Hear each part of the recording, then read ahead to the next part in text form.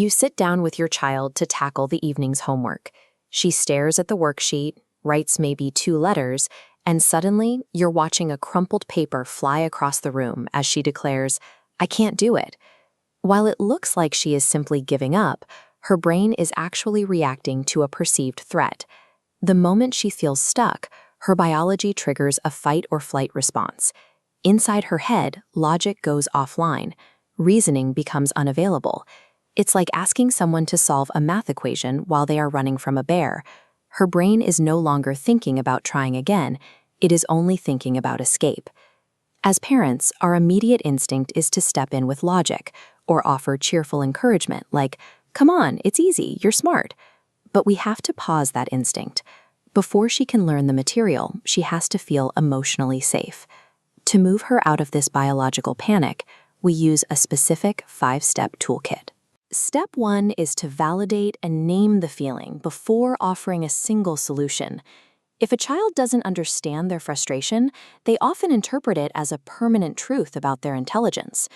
Telling her, "This is easy," when she feels stuck, clashes with her reality, creating more stress in a panicked brain. Instead, label the emotion. "This feels confusing." When your description matches her state, the brain shifts from panic into processing. With the brain calming down, step 2 is to silence the negative voice. Children tend to believe every thought that pops into their heads. We have to show her that she can choose which voices to listen to. Make this a game by turning that negative voice into a character. Give it a silly name, like Mr. Doubt or Captain Can't Do It. This makes the doubt something she can argue with. She can tell the character, "Captain can't do it? Please sit down. I'm busy learning right now." Naming the feeling and the character separates your child's identity from her temporary frustration. She isn't the problem. The feeling is just a shadow passing through. Step 3 is to scaffold the task using baby steps. For a moment, we are going to ignore the entire overarching assignment. To a child, full homework feels like climbing Mount Everest. Without knowing the first step, she fears failing them all. Solve this by breaking the mountain into one achievable task. Ask, what is the first tiny thing we can do?